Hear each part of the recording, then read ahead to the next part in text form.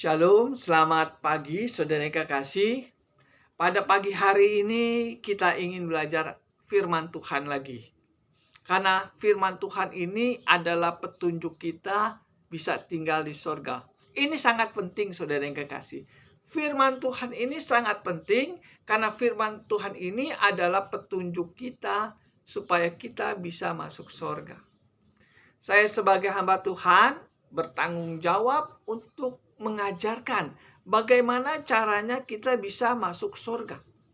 Saudara yang kekasih, siapa yang gak mau tinggal di surga? Semua orang pasti ingin tinggal di surga setelah mati. Setan pun ingin tinggal di surga. Tetapi setan gak bisa tinggal di surga karena dia sudah melawan Tuhan. Saudara yang kekasih, saya ingin tanya kepada saudara.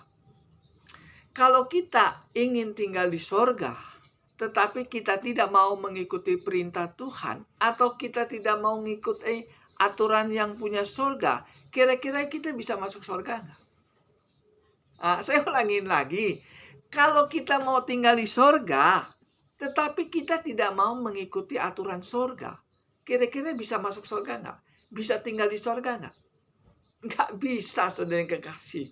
Sejak zaman Adam dan Hawa, orang yang tidak mau mengikuti aturan Tuhan, dia nggak bisa tinggal di sorga. Sejak zaman dulu, sejak zaman Adam dan Hawa, sampai sekarang ini, orang, manusia yang nggak mau mengikuti aturan Tuhan, dia nggak bisa masuk sorga. Ini penting. Saya sebagai hamba Tuhan, ingin menjelaskan, kalau saudara ingin tinggal di surga setelah mati, maka saudara harus mengikuti aturan Tuhan. Di dalam Alkitab ini ada contoh orang yang gak boleh tinggal di surga karena dia melanggar aturan Tuhan. Kita baca saja di dalam Kejadian 2 ayat yang ke-15. Ini contoh Adam dan Hawa yang gak mau mengikuti aturan Tuhan. Ya, apa aturan Tuhan? Di dalam Kejadian 2 ayat yang ke-15 saya bacakan, Tuhan Allah mengambil manusia itu dan menempatkannya dalam Taman Eden untuk mengusahakan dan memelihara taman itu. Berarti dia sudah di sorga. Ya? Lalu Tuhan Allah memberi perintah ini kepada manusia. Semua pohon dalam taman ini boleh kamu makan buahnya dengan bebas. Tetapi pohon pengetahuan tentang yang baik dan yang jahat itu, janganlah kamu makan buahnya. Sebab pada hari engkau memakannya, pastilah engkau mati. Ini perintah Tuhan kepada Adam dan Hawa. Kamu kalau makan buah ini, kamu akan mati. Jadi kalau kamu ingin tinggal di Taman Eden ini, kamu nggak boleh makan buah pengetahuan baik dan jahat. Itu perintah Tuhan. Itu aturan Tuhan orang yang mau tinggal di Taman Eden. Lalu di dalam Kejadian 3 ayat yang ke-5, Adam dan Hawa melanggar aturan Tuhan. Kejadian 3 ayat yang ke-5 saya bacakan. Tetapi Allah mengetahui bahwa pada waktu kamu memakannya, matamu akan terbuka dan kamu akan menjadi seperti Allah, tahu tentang yang baik dan yang jahat. Ini ajaran dari iblis. Ternyata iblis menghasut Adam dan Hawa supaya memakan buah pengetahuan baik yang jahat. Dengan kasar lain, iblis mengajarkan Adam dan Hawa supaya melawan perintah Tuhan. Apa yang terjadi? Ayat yang ke-6. Perempuan itu melihat bahwa buah pohon itu baik untuk dimakan dan sedap kelihatannya. Lalu lagi pula pohon itu menarik hati karena memberi pengertian. Lalu ia mengambil dari buahnya dan dimakannya dan diberikannya juga kepada suaminya yang bersama-sama dengan dia, dan suaminya pun memakannya. Ternyata Adam dan Hawa melanggar aturan Tuhan. Karena Adam dan Hawa melanggar aturan Tuhan, maka Adam dan Hawa diusir dari Taman Eden. Kita baca di dalam Kejadian 3 ayat yang ke-23. Lalu Tuhan Allah mengusir dia dari Taman Eden supaya ia mengusahakan tanah dari mana ia diambil. Berarti pada waktu Adam dan Hawa melanggar aturan Tuhan, hari itu juga dia diusir dari surga. Makanya saya katakan kepada saudara, kalau saudara mau tinggal di surga, tetapi kita tidak mau mengikuti aturan Tuhan, apakah kita bisa tinggal di surga? Gak bisa, saudara yang kekasih. Kalau saudara ingin tinggal di surga, harus mengikuti aturan surga atau aturan Tuhan. Adam dan Hawa adalah contoh manusia yang gak mau mengikuti aturan Tuhan. Sehingga apa yang terjadi? Dia tidak boleh tinggal di surga. Jadi saya ingin katakan kepada saudara, dari zaman Adam dan Hawa sampai zaman sekarang ini, Tuhan tidak pernah merubah ajarannya. Tuhan tidak pernah merubah perintahnya kepada manusia. Barang siapa yang mau tinggal di surga harus mengikuti aturan surga. Atau kasar ngomongnya, orang yang mau tinggal di surga harus mengikuti perintah Tuhan. Dari zaman Adam dan Hawa sampai zaman sekarang, Tuhan tidak pernah berubah. Aturannya Tuhan tidak pernah berubah. Apakah benar zaman sekarang pun orang yang gak mau menjalankan perintah Tuhan gak boleh masuk surga?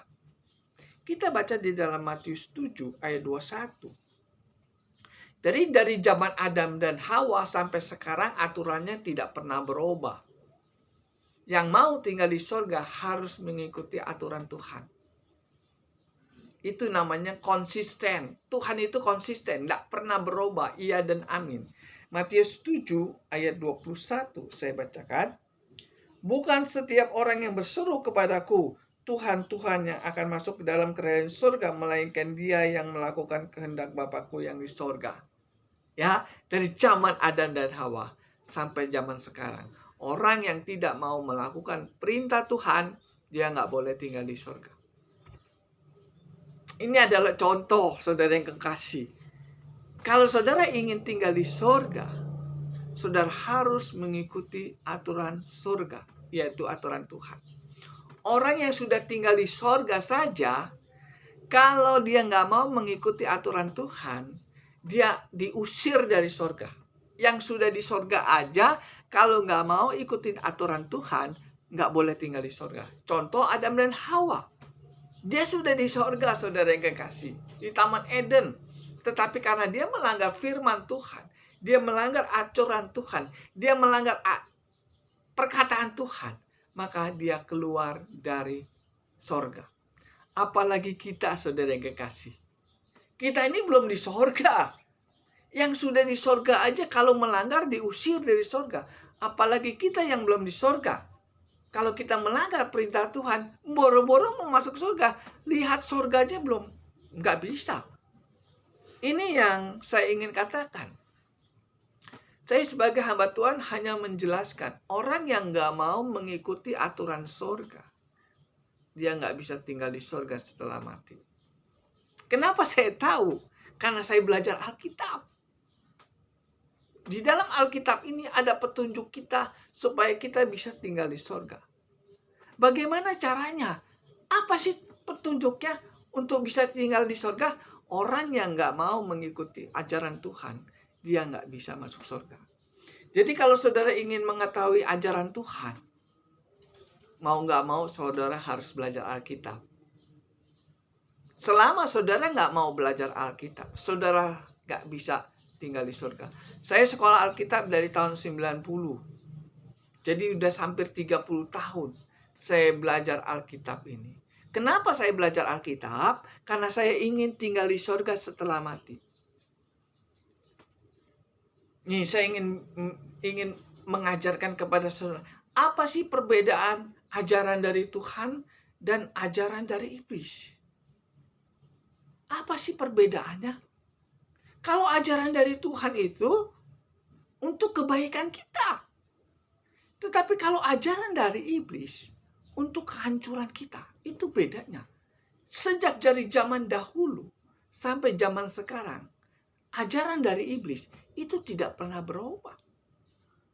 Iblis mengajarkan kepada manusia supaya kita melawan perintah Tuhan. Itu ajaran dari iblis. Sejak dari zaman Adam dan Hawa sampai zaman sekarang ini, iblis mengajarkan melawan perintah Tuhan. Adam dan Hawa diajarkan sama iblis supaya dia makan buah pengetahuan baik dan jahat. Berarti iblis mengajarkan Adam dan Hawa melawan perintah Tuhan. Nah, pada dasarnya manusia itu lebih percaya perkataan iblis daripada perkataan Tuhan. Pada dasarnya. Jangan sampai kita terulang lagi seperti Adam dan Hawa. Lebih percaya perkataan iblis daripada perkataan Tuhan. Kita harus lebih percaya dengan perkataan Alkitab daripada perkataan hamba Tuhan. Karena nggak semua hamba Tuhan mengikuti Alkitab.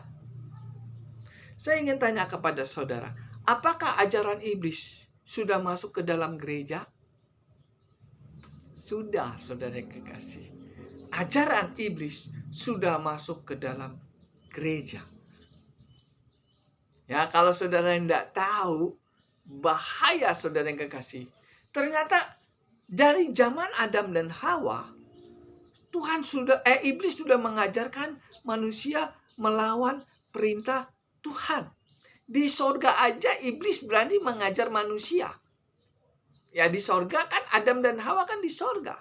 Diajarkan iblis supaya melawan Tuhan. Apalagi di dunia ini, saudara yang kekasih. Saudara kan masih tinggal di dunia ini. Dan iblis pun masih ada di dunia ini. Dan iblis ingin mengajarkan saudara supaya saudara melawan perintah Tuhan. Khususnya orang Kristen. Apakah benar omongan saya bahwa ajaran iblis sudah masuk ke dalam gereja? Kita baca di dalam 2 Korintus 11 ayat yang ke-14 saya bacakan. Apakah benar ajaran iblis sudah masuk ke dalam gereja? Ini firman Tuhan. 2 Korintus 11 ayat yang saya baca dari ayat 13 ya. Sebab orang-orang itu adalah rasul-rasul palsu, pekerja-pekerja curang yang menyamar sebagai rasul-rasul Kristus. Hal itu tidak usah mengherankan sebab iblis pun menyamar sebagai malaikat terang. Jadi rasul-rasul palsu itu masuk ke dalam gereja. Menyamar sebagai pelayan Kristus. Berarti ajaran iblis itu sudah masuk ke dalam gereja-gereja. Siapa yang memberitakan ajaran iblis? Yaitu rasul-rasul palsu. Karena saudara nggak usah heran, karena iblis pun menyamar seperti malaikat terang. Rasul-rasul palsu ini kalau zaman sekarang itu adalah pendeta-pendeta palsu. Pendeta-pendeta atau hamba-hamba Tuhan yang mengajarkan untuk melawan perintah Tuhan, itu yang dinamakan rasul palsu. Hamba Tuhan mengajarkan jemaatnya masuk ke surga. Hamba iblis mengajar jemaat Tuhan masuk ke neraka. Itu perbedaannya. Hamba iblis mengajarkan supaya orang Kristen melawan perintah Tuhan. Hamba Tuhan mengajarkan saudara supaya tunduk dengan aturan Tuhan. Supaya apa, saudara? Supaya saudara nanti kalau mati bisa masuk surga. Orang yang mau tunduk dengan aturan Tuhan, kalau dia mati, tinggal di surga. Orang yang nggak mau tunduk dengan aturan Tuhan, kalau dia mati, nggak bisa masuk surga. Apakah ada orang Kristen yang nggak masuk surga? Ada. Kita baca Matius 7 ayat 22. Matius 7 ayat 22, saya bacakan ya.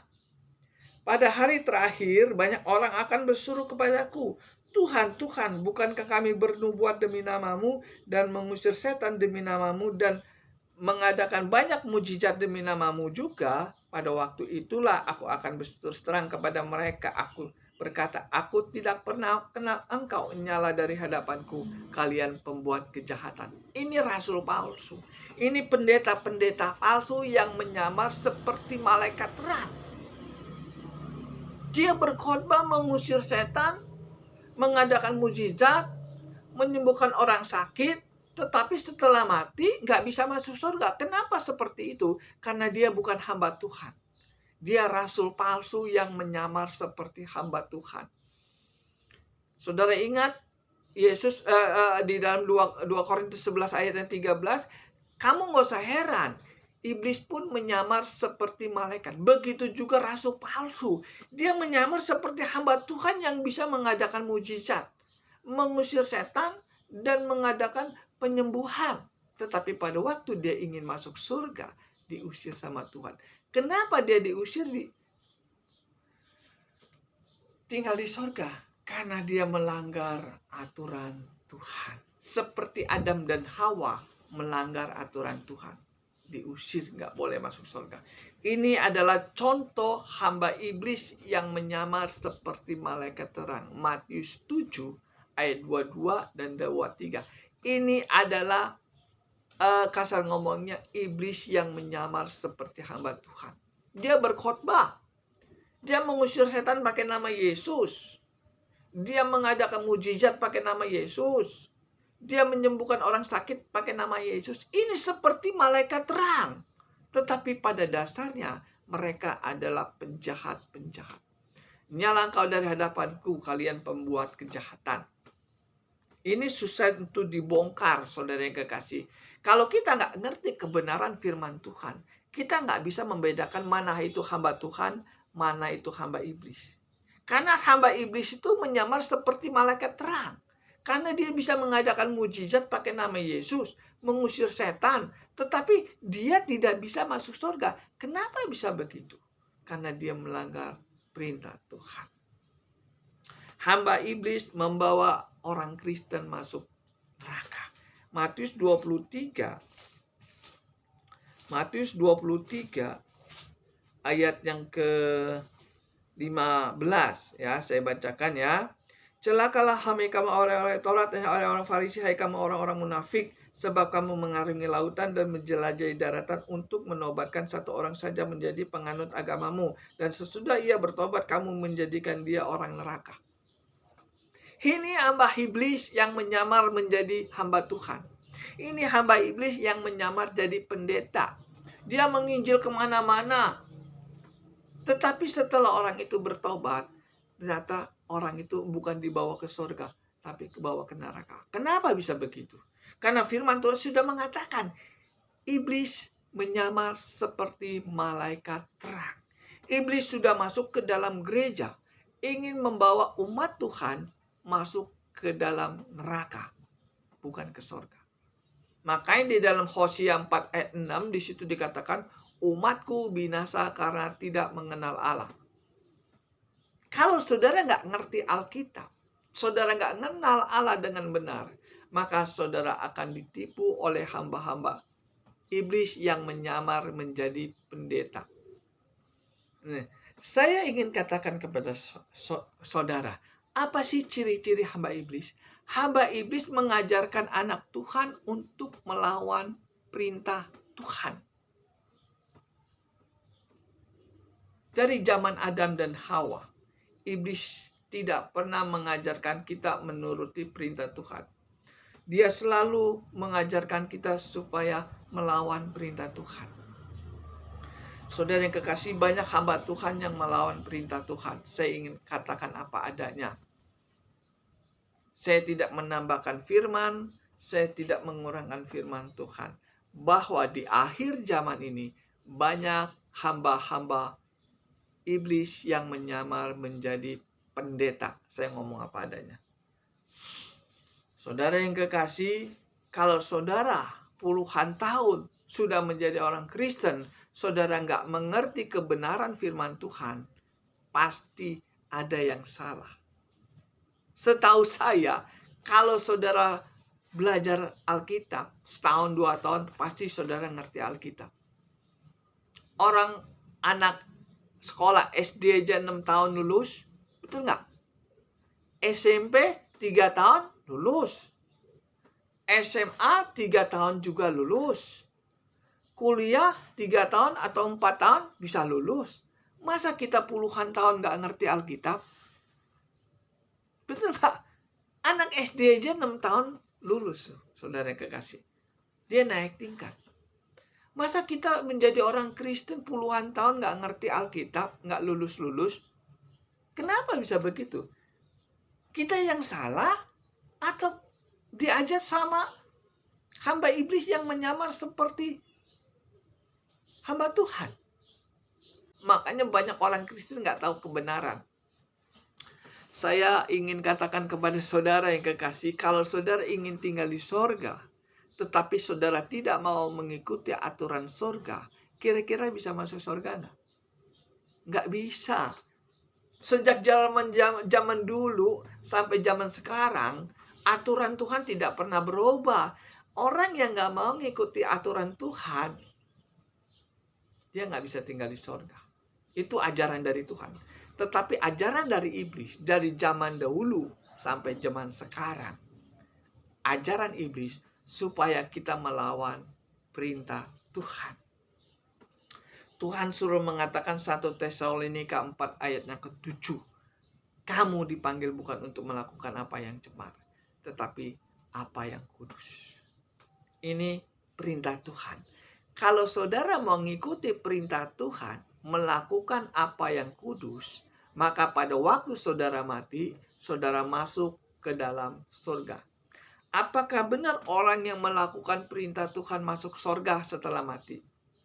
Perintahnya tadi ya, kamu dipanggil bukan untuk melakukan apa yang cemar, tapi apa yang kudus. Apakah perkataan ini benar? Kita baca di dalam Matius 27 ayat 51 sampai 53, di situ dikatakan, pada waktu Yesus mati, orang-orang kudus itu bangkit. Pada waktu Yesus bangkit, orang-orang kudus itu masuk ke kota kudus. Jadi perintah Tuhan kepada orang Kristen, kamu dipanggil bukan untuk melakukan apa yang cemar, tetapi apa yang kudus. Kalau kita hidup kudus di dunia ini, pada waktu saudara mati, saudara bisa tinggal di surga. Tapi ada ajaran dari iblis lagi. Mana ada manusia yang hidup kudus? Semua manusia sudah berdosa. Dengan 1000 macam alasan kita diajarkan supaya melawan perintah Tuhan. Tuhan suruh kita hidup kudus, tetapi iblis mengatakan gak ada yang kudus. Padahal itu tipu muslihat iblis. Orang Kristen, hamba Tuhan yang gak mau hidup kudus, dia melawan Tuhan. Ayatnya ada. Orang Kristen yang gak mau hidup kudus, dia melawan Tuhan. Kita baca 1 Tesalonika tadi. 1 Tesalonika 4 ayat yang ke-7. Allah memanggil kita bukan untuk melakukan apa yang cemar, melainkan apa yang kudus. Karena itu, ayat yang ke-8 ya. Karena itu, siapa yang menolak ini bukan menolak manusia, melainkan menolak Allah. Jadi kalau saudara nggak mau hidup kudus di dunia ini, berarti saudara melawan perintah Tuhan. Kalau saudara melawan perintah Tuhan, maka saudara sama seperti Adam dan Hawa menolak Tuhan. Tuhan suruh saudara hidup kudus, tetapi ada ajarannya mengatakan gak ada. Saya sering di ngomongin sama hamba-hamba Tuhan, di ngomongin sama pendeta-pendeta. Fit, mana ada orang yang hidup kudus? Seolah-olah dia mengajarkan saya supaya saya melakukan dosa. Ini ajaran dari iblis ini. Tuhan suruh kita hidup kudus, tetapi ada hamba Tuhan yang mengatakan gak ada sih Fit, manusia yang hidup kudus, hanya Tuhan yang bisa melakukan hidup kudus. Seolah-olah kita diajarkan untuk melakukan dosa. Kalau kita nggak ngerti firman Tuhan, iya ya, manusia nggak ada yang hidup kudus ya. Ya udahlah, dosa-dosa dikit nggak apa-apa. Nah, kalau kita mengikuti ajaran dari iblis seperti ini, maka pada waktu kita mati, nyala engkau dari hadapanku, kalian pembuat kejahatan. Saya sebagai hamba Tuhan, saudara yang kekasih, harus meluruskan yang salah. Orang Kristen yang nggak mau hidup kudus, dia termasuk melawan Tuhan. Kalau saudara melawan Tuhan di dunia ini, saudara mati, kira-kira saudara ditolak Tuhan nggak di sorga? Kalau di dunia ini saudara menolak hidup kudus, kira-kira kalau saudara mati, kira-kira Tuhan nolak saudara nggak? Ditolak. Makanya saya katakan, kalau saudara ingin tinggal di sorga, tetapi nggak mau menuruti aturan Tuhan, kira-kira bisa masuk sorga nggak? Tak bisa. Selama saudara melawan perintah Tuhan, sekalipun saudara orang Kristen, sekalipun saudara anak Tuhan, sekalipun saudara hamba Tuhan, kalau saudara menolak aturan Tuhan, maka pada waktu saudara mati, nyala engkau dari hadapanku, kalian pembuat kejahatan. Saya sebagai hamba Tuhan harus memberitakan kebenaran firman Tuhan. Jangan sampai setelah kita mati, ternyata kita baru tahu. Ternyata kita diajarin oleh iblis. Iblis sudah masuk ke dalam gereja. Iblis sudah masuk ke dalam gereja. Ajaran iblis sudah masuk ke dalam gereja. Sehingga apa yang terjadi? Banyak orang Kristen yang nggak ngerti Alkitab. Ya, saya ingin katakan, selama saudara menjadi orang Kristen, kalau saudara nggak ngerti Alkitab, berarti saudara sudah diajarkan oleh nabi-nabi palsu, rasul-rasul palsu, pendeta-pendeta palsu yang menyamar menjadi hamba Tuhan. Mereka sudah berdiri atas mimbar, berkhotbah yang nggak benar. Saya ingin katakan kepada saudara, Matius 22 ayat 14, banyak yang dipanggil, sedikit yang dipilih. Banyak yang menjadi orang Kristen, sedikit yang masuk surga. Banyak yang menjadi hamba Tuhan, tapi sedikit yang masuk surga. Kenapa bisa terjadi? Karena ajaran iblis sudah masuk ke dalam gereja. Pada dasarnya manusia itu lebih percaya dengan ajaran iblis daripada ajaran Tuhan. Kalau ajaran Tuhan itu banyak tantangan, saudara yang kekasih. Banyak larangan. Nggak boleh ini, nggak boleh itu, nggak boleh ini. Itu ajaran, tanda-tanda ajaran dari Tuhan. Tetapi kalau ajaran dari iblis, nggak apa-apa. Kita kan manusia, nggak ada yang sempurna. Kalau dosa-dosa dikit nggak apa-apa. Itu ajaran dari iblis. Nah, pada dasarnya manusia lebih percaya sama seperti ajaran seperti ini. Gak ada manusia yang berdosa. Gak ada manusia yang hidup kudus. Semua sudah berdosa. Jadi kalau dosa, ya wajar kalau kita manusia. Kalau ini saudara pegang, pada waktu saudara mati, nyala engkau dari hadapanku, kalian pembuat kejahatan. Saudara yang kekasih, di sorga itu gak ada dosa, saudara yang kekasih. Di sorga itu gak ada dosa. Kalau saudara mati, saudara bawa dosa, kira-kira diterima gak di sorga? Gak diterima. Saya ingin kasih tahu kepada saudara, di sorga itu gak ada dosa. Kalau saudara mati bawa dosa, kira-kira diterima Tuhan gak di sorga? Dibuang. Adam dan Hawa aja yang sudah di sorga, kalau dia berbuat dosa dibuang. Itu tandanya di sorga itu gak ada dosa. Dosa itu apa sih? Dosa itu artinya melanggar hukum Tuhan. Hamartia, bahasa aslinya itu hamartia. Dosa itu dalam bahasa aslinya itu hamartia, artinya orang yang melanggar hukum Tuhan. 1 Yohanes 3 ayat 4, dosa adalah melanggar hukum Tuhan. Kalau kita melanggar hukum Tuhan, kita mati, kita nggak bisa masuk surga. Sekalipun saudara percaya Yesus sebagai Tuhan, sekalipun saudara hamba Tuhan, kalau saudara melanggar hukum Tuhan, berarti saudara berdosa. Kalau saudara berdosa mau masuk surga, ya nggak bisa. Makanya Tuhan katakan, kalau ingin masuk surga, dosamu saya hapus dulu. Yohanes 1 ayat 29, lihatlah anak domba Allah yang telah menghapus dosa manusia. Setelah dosa kita sudah dihapus, kita bisa masuk surga. Itu yang dinamakan kalau orang percaya Yesus, dosanya sudah dihapus, langsung mati, dia masuk surga. Tetapi pada waktu dosa kita sudah dihapus, kita belum mati, Tuhan katakan jangan melakukan dosa lagi. Kenapa Tuhan mengatakan jangan melakukan dosa lagi? Karena kalau saudara melakukan dosa lagi, maka saudara nggak bisa masuk surga. Ini yang membuat orang Kristen gagal masuk surga, karena nggak mengerti masalah ini. Kalau saudara melanggar hukum Tuhan, berarti saudara berdosa di mata Tuhan. Orang yang melanggar hukum Tuhan adalah orang yang nggak bisa masuk surga. Saya sebagai hamba Tuhan mengajarkan saudara supaya saudara bisa masuk surga. Ajaran hamba Tuhan membimbing orang Kristen masuk surga. Ajaran hamba iblis membimbing anak Tuhan masuk ke neraka. Yang tadi ayatnya ada. Matius 24 ayat 15. Apabila pembinasa berdiri di tempat kudus, maka para pembaca harus memperhatikan. Ini berbicara tentang nabi-nabi palsu yang sudah berdiri di atas mimbar gereja. Dia mengajarkan tentang untuk melawan perintah Tuhan. Sehingga apa yang terjadi? Maka dia membinasakan anak-anak Tuhan.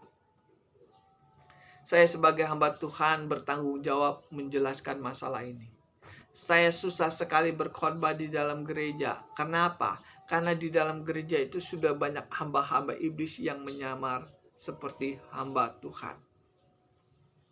Kalau saudara kurang mengerti masalah ini, saudara bisa hubungi saya.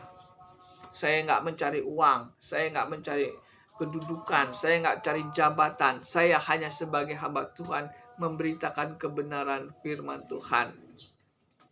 Saya ulangin sekali lagi. Ajaran iblis sudah masuk ke dalam gereja. Kalau saudara puluhan tahun menjadi orang Kristen nggak ngerti Alkitab, berarti di situ ada yang salah. Yang salah saudara, yang salah hamba iblis yang mengajarkan saudara. Setahu saya, kalau hamba Tuhan yang benar, saudara belajar Alkitab, saudara dengar firman Tuhan, 2-3 kali saudara ngerti kebenaran firman Tuhan. Tetapi kalau hamba iblis yang mengajarkan kepada anak Tuhan, sampai mati pun saudara nggak ngerti Alkitab. Berapa banyak orang Kristen yang nggak ngerti Alkitab? Sampai dia mati pun dia nggak ngerti Alkitab. Padahal puluhan tahun mendengar khotbah, padahal puluhan tahun datang ke gereja, tapi nggak ngerti Alkitab. Kenapa seperti itu? Karena diajarkan sama hamba iblis yang menyamar seperti hamba Tuhan. Saya sebagai hamba Tuhan harus menjelaskan ini. Kalau saya nggak bisa berkhotbah di dalam gereja, saya khotbah di YouTube ini.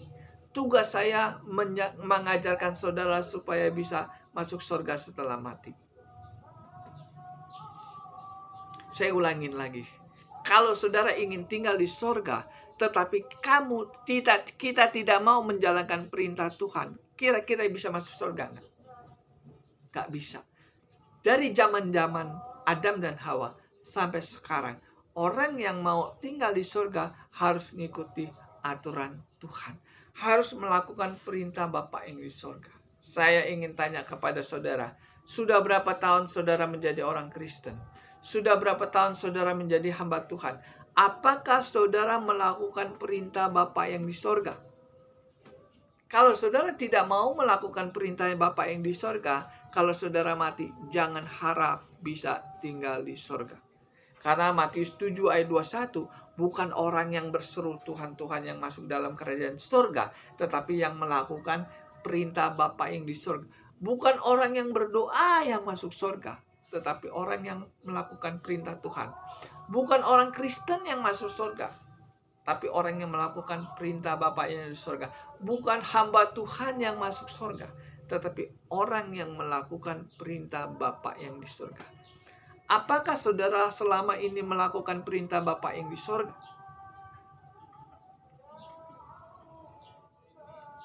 Jawab. Sebelum saudara meninggal, coba cek, apakah selama ini saya melakukan perintah Bapa yang di surga? Kalau kita nggak bisa menjalankan perintah Bapa yang di surga, bagaimana kita bisa masuk surga? Bagaimana kita bisa melakukan perintah Bapa yang di surga kalau kita nggak ngerti firman Tuhan? Kalau saudara puluhan tahun menjadi orang Kristen nggak ngerti firman Tuhan, berarti ada yang salah.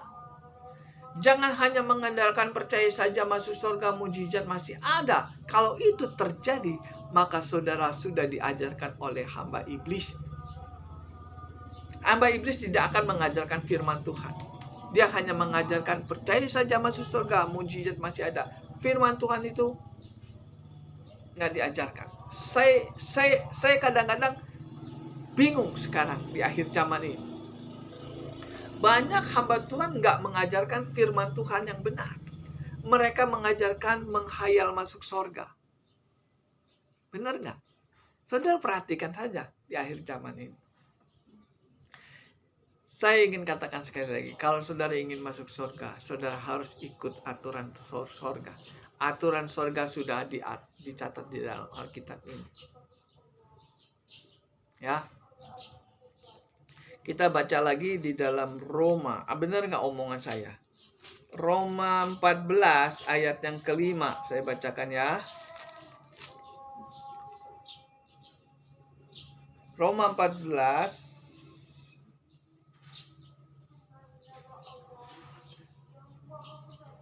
Roma 15 ayat yang keempat. Roma 15 ayat 4. Sebab segala sesuatu yang ditulis dahulu telah ditulis untuk menjadi pelajaran bagi kita, supaya kita teguh berpegang pada pengharapan oleh ketekunan dan penghiburan dari kitab suci.